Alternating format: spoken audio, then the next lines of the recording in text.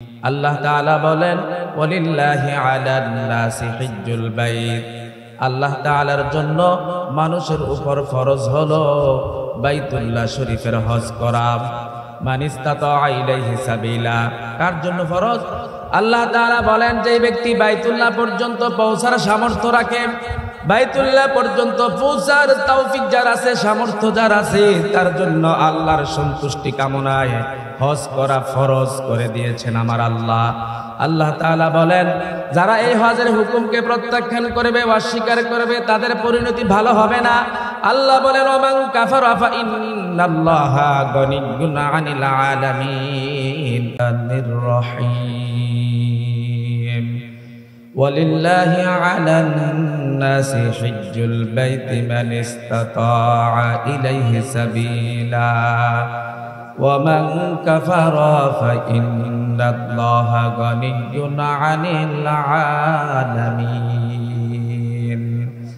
وقال رسول الله صلى الله عليه وسلم الحج المبرور ليس له جزاء إلا الجنة أو كما قال النبي عليه الصلاة والسلام صدق الله مولانا العظيم وصدق رسوله النبي الكريم ونحن على ذلك من الشاهدين والشاكرين والذاكرين والحمد لله رب العالمين. وقال تعالى إن الله وملائكته يصلون على النبي يا أيها الذين آمنوا صلوا عليه وسلموا تسليما. اللهم صل على سيدنا مولانا محمد وعلى آل سيدنا مولانا محمد. আলহামদুলিল্লাহ, আল্লাহ তাআলা আমাদেরকে বেহেশতের বাগানে আসার বসার তৌফিক দিয়েছেন, এজন্য আমরা সবাই বলি আলহামদুলিল্লাহ। ইসলামের মৌলিক বিধান হচ্ছে পাঁচটি। চতুর্থতম বিধান হচ্ছে হজ। হজ সম্পর্কে সংক্ষেপে দুই একটি কথা বলবো। হজ ইসলামের চতুর্থ বিধান, মৌলিক বিধান। পাঁচটি জিনিসের উপর ইসলাম প্রতিষ্ঠিত হয়েছে, ইসলামের মূল ভিত্তি। এর মধ্যে 4 নম্বর হচ্ছে হজ। হজ এর বিধান সম্পর্কে আল্লাহ তাআলা কোরআনুল কারীমে বলেন ওয়ালিল্লাহি আলান নাসি হিজ্জুল বাইতি মান ইসতাতাআ ইলাইহি সাবিলা ওয়ামান কাফারা ফা ইন্নাল্লাহা গনিয়্যুন আনিল আলামিন। আল্লাহ তাআলা বলেন ওয়ালিল্লাহি আলান নাসি হিজ্জুল বাইত, আল্লাহ তাআলার জন্য মানুষের উপর ফরজ হলো বাইতুল্লাহ শরীফের হজ করা। মান ইসতাতাআ ইলাইহি সাবিলা, কার জন্য ফরজ? আল্লাহ তাআলা বলেন যে ব্যক্তি বাইতুল্লাহ পর্যন্ত পৌঁছার সামর্থ্য রাখে, বাইতুল্লাহ পর্যন্ত পৌঁছার তৌফিক যার আছে, সামর্থ্য যার আছে, তার জন্য আল্লাহর সন্তুষ্টি কামনায় হজ করা ফরজ করে দিয়েছেন আমার আল্লাহ। আল্লাহ তাআলা বলেন যারা এই হজের হুকুমকে প্রত্যাখ্যান করবে, অস্বীকার করবে, তাদের পরিণতি ভালো হবে না। আল্লাহ বলেন ওমান কাফারা ফা ইন্নাল্লাহা গনিয়্যুন আনিল আলামিন। ওমান কাফারা, আল্লাহ তাআলা বলেন যারা এই হজের হুকুমকে অমান্য করবে, অস্বীকার করবে, ফা ইন্নাল্লাহা গনিয়্যুন আনিল আলামিন, সে ব্যক্তি জেনে রাখুক আল্লাহ তাআলা বিশ্বজগতের অমুখাপেক্ষী। অর্থাৎ কেউ যদি কৃপণতা বশত হজ না করে, কৃপণতা বশত হজ থেকে বিরত থাকে, আল্লাহ তাআলা বলেন সে নিজেই তার ক্ষতি করলো, তার অকল্যাণ সে সাধন করলো। আল্লাহর কোনো ক্ষতি হবে না, আল্লাহ তাআলার ক্ষমতা কমবে না, কারণ আল্লাহ তাআলা হলেন এমন সত্তা যিনি বিশ্ব জগৎ থেকে অমুখাপেক্ষী। পৃথিবীর প্রত্যেকটা মানুষ একজন আরেকজনের কাছে মুখাপেক্ষী, কিন্তু আল্লাহ তাআলা এমন মহান, আল্লাহ কারো মুখাপেক্ষী নন। আল্লাহ তাআলা বললেন হজ যে করবে তার উপকার হবে, আর যে হজ থেকে বিরত থাকবে তার ক্ষতি হবে। হজের মধ্যে অনেক কল্যাণ রয়েছে, অনেক উপকার রয়েছে। আল্লাহ তাআলা কুরআনুল কারীমে বলেন ইয়াশহাদু মানাফিআ লাহুম আমি আমার বান্দা বান্দীদের জন্য হজ ফরজ করে দিয়েছি, যাতে করে আমার বান্দা বান্দীগণ হজের মধ্যে আমি আল্লাহ তাদের জন্য যে কল্যাণ রেখেছে, যে উপকার রেখেছি, ওই কল্যাণ এবং উপকারগুলো এরা স্বচক্ষে দেখতে পারে। হজের ফজিলত সম্পর্কে আল্লাহর হাবিব সাল্লাল্লাহু আলাইহি সাল্লাম হাদিস শরীফে বর্ণনা করেছেন, যে ব্যক্তি হজ করার জন্য, উমরা করার জন্য মক্কা মদিনায় যায়, ওই হজ এবং উমরাকারী আল্লাহ তাআলার মেহমান হয়ে যায়, এরা যুয়ুফুর রহমান, আল্লাহর মেহমান হয়ে যায়। আল্লাহর হাবিব সাল্লাল্লাহু আলাইহি সাল্লাম বলেন, হজকারী এবং উমরাকারী আল্লাহ তাআলার কাছে যে বিষয়ে দোয়া করবে, আল্লাহ তাআলা তার দোয়া কবুল করবেন। এবং হজকারী উমরাকারী ব্যক্তি যদি আল্লাহ তাআলার কাছে ক্ষমা প্রার্থনা করে, আমার আল্লাহ রব্বুল আলামিন ওই ব্যক্তিদেরকে ক্ষমা করে দিবেন।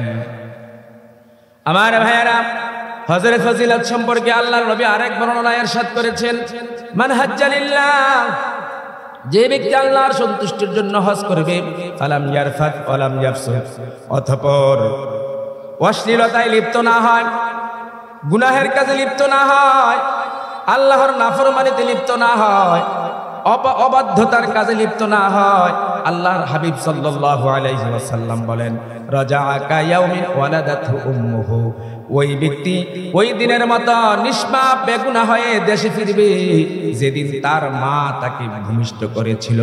অর্থাৎ একটা নবজাতক সন্তান যেদিন ভূমিষ্ঠ হয়, মায়ের গর্ভ থেকে জন্মগ্রহণ করে, ওই নবজাতক সন্তান তার আমলনামায় যেমন কোনো গুনাহ থাকে না, যেমন কোনো পাপ থাকে না, অন্যায় থাকে না, অপরাধ থাকে না, সে নিরপরাধ হয়ে, মাসুম হয়ে, নিষ্পাপ হয়ে মায়ের গর্ভ থেকে পৃথিবীতে জন্মগ্রহণ করে। আল্লাহর নবী বলেন, হাজী সাহেব, আপনার হজ যদি আল্লাহ কবুল করে নেন, আপনার হজ যদি আল্লাহর দরবারে গৃহীত হয়ে যায়, ওই নবজাতক সন্তানের মতো নিষ্পাপ হয়ে হাজী তার বাড়িতে ফিরবে। হজের ফজিলত সম্পর্কে আল্লাহর হাবিব সাল্লাল্লাহু আলাইহি সাল্লাম আরেক বর্ণনায় বলেছেন, আল হাজ্জুল মাবরুর লাইসা লাহু জাযাউন ইল্লাল জান্নাহ, হজ মাবরুর, যে হজ আল্লাহর দরবারে গৃহীত হয়েছে, কবুল হয়েছে, যে হজ আন্তরিকভাবে করা হয়েছে, একমাত্র আল্লাহর জন্য করা হয়েছে, আল্লাহর নবী বলেন, ওই কবুল হজের বিনিময়ে প্রতিদান হলো একমাত্র, কেবলমাত্র, শুধুমাত্র আল্লাহর জান্নাত। হজের বিনিময় শুধুই জান্নাত। আমার ভাইয়েরা, এই হজ জীবনে একবার ফরজ, বারবার ফরজ হয় না, একবার ফরজ। ইমাম আবু হানিফা রাহমাতুল্লাহ আলাইহির পুরাতন মাসআলা হলো, হজ জীবনে একবার ফরজ, একাধিকবার করা নফল। আমরা অনেক মানুষ দেখা যায় প্রতি বছর হজ করে, কিন্তু আশপাশে অনেক গরিব মানুষ, এদের খোঁজ খবর রাখে না। আত্মীয় স্বজনের মধ্যে অনেক গরিব মানুষ আছে, এদের খোঁজ খবর রাখে না। অথচ ইমাম আবু হানিফা রাহমাতুল্লাহ আলাইহি বলেছেন, বারবার হজ করার চাইতে, নফল হজের চাইতে গরিব অসহায় মিসকিন লোকদেরকে দান করা উত্তম, হজের চাইতে উত্তম।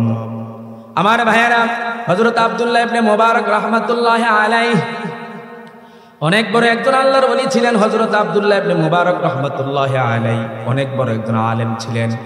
ইমাম আবু হানিফা রাহমাতুল্লাহ আলাইহির ছাত্র ছিলেন।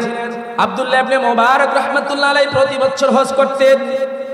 এক বছর তিনি হজের সফরে রওনা দিলেন। পথিমধ্যে দেখলেন বিশাল একটা ময়লার স্তূপ দেখা যায়, ময়লার স্তূপ। ওই ময়লার স্তূপের মধ্যে একটা মরা মুরগি পড়া আছে, মৃত একটা মোরগ পড়ে আছে, মুরগি পড়ে আছে। হযরত আব্দুল্লাহ ইবনে মুবারক রাহমাতুল্লাহ আলাইহি বলেন, আমি একটু করে তাকাইয়া দেখলাম একজন যুবতী মহিলা এসে, একজন যুবতী মেয়ে এসে ওই মরা মুরগিটা তুলে বাড়িতে নিয়ে গেল, ঘরে নিয়ে গেল। আমি আমার ভক্ত মুরিদানদেরকে দিয়ে ওই যুবতী মেয়েটাকে ডেকে আনলাম। ওই মেয়েটা আসলো, আমি জিজ্ঞেস করলাম, মা, আমি লক্ষ্য করে দেখলাম ওই ময়লার স্তূপের মধ্যে একটা মরা মুরগি পড়েছিল, সেটা তুমি তুলে নিয়েছো, কারণটা কি? এবার যুবতী মেয়েটা বলতেছে, হুজুর, আমার ঘরে আজকে অনেক দিন যাবত উপোস চলতেছে, অর্থাৎ আমরা সবাই উপবাস আছি, আমাদের খাবার নাই, মরা প্রাণীও আমাদের খাবার নাই, মরা প্রাণীও আমরা খেতে পাই না, ক্ষুধার যন্ত্রণায়, ক্ষুধার তাড়নায় আমি এই মরা মুরগিটা তুলে ঘরে নিয়ে গেলাম। হযরত আব্দুল্লাহ ইবনে মুবারক রাহমাতুল্লাহ আলাইহি বললেন, আমি এই বছর হজ করব না। হজের জন্য আমি যেই টাকা পয়সাগুলো সাথে নিয়ে আমি রওনা দিয়েছি, আমি আমার সব টাকা পয়সাগুলো এই মেয়েটাকে দান করে দিলাম। সুবহানাল্লাহ। এজন্য আমার ভাইয়েরা, আপনি একবার হজ করেছেন, এটা ফরজ আদায় হয়ে গেছে। বারবার করার চাইতে আপনি গরিব অসহায় মিসকিনদেরকে আপনি দান করেন, ক্ষুধার্ত লোকের মুখে খাবার তুলে দেন, অসহায় লোকদের পাশে আপনি দাঁড়ান, ইনশাআল্লাহ আল্লাহ পাক রব্বুল আলামিন দুনিয়ায় শান্তি, পরকালে মুক্তির ব্যবস্থা করে দিবেন। আল্লাহ তাআলা আমাদের সবাইকে, যাদের উপর হজ ফরজ। আর 1 মিনিটে আমি হজের না করার ভয়াবহতা আমি বলে আপনাদেরকে শেষ করে দিচ্ছি। আল্লাহ নবী সাল্লাল্লাহু আলাইহি সাল্লাম বলেন, অনেক মানুষ হজ ফরজ হয়ে গেছে কিন্তু হজ করে না। আল্লাহর হাবিব বলেন, মান মালাকা যাদান আও রাহিলাতান তুবলিগুহু ইলা বাইতিল্লাহিল হারাম, যে ব্যক্তি হজের সামর্থ্য রাখে, ওয়ালাম ইয়াহুজ্জা, তবু সে হজ করলো না, মাতা ইয়াহুদিয়ান ফালা আলাইহি মাতা ইয়াহুদিয়ান আও নাসরানিয়ান, আল্লাহ নবী বলেন ওই ব্যক্তিটা ইহুদি হয়ে মারা যাক, খ্রিস্টান হয়ে মারা যাক, আল্লাহর কোনো এই বিষয়ে পরোয়া করেন না, আল্লাহর কিছু যায় আসে না। সে খ্রিস্টান হয়ে মারা যাক অথবা ইহুদি হয়ে মারা যাক, আল্লাহর কিছু যায় আসে না। নাউজুবিল্লাহ। এজন্য আমার ভাইরা, কৃপণতা করে হজ থেকে বিরত থাকা। আপনার উপর ফরজ হয়েছে হজ, আপনি করেন উমরা, এটা ঠিক না। আপনার উপরে যেটা ফরজ ওইটাই করতে হবে। নামাজ যেমন ফরজ, রোজা যেমন ফরজ, হজও তেমন ফরজ। আল্লাহ তাআলা আমাদের সবাইকে তৌফিক দান করেন। সবাই বলে আমিন। পীর সাহেব হুজুর এবং হুজুরের সাহেবজাদার হায়াতে আল্লাহ বরকত দান করুক। হুজুরদের উসিলায় আল্লাহ তাআলা যেন আমাদের এই এলাকার উপরে খাস রহমত বরকত নাজিল করেন। ওয়া আখিরু দাওয়ানা আলহামদুলিল্লাহ।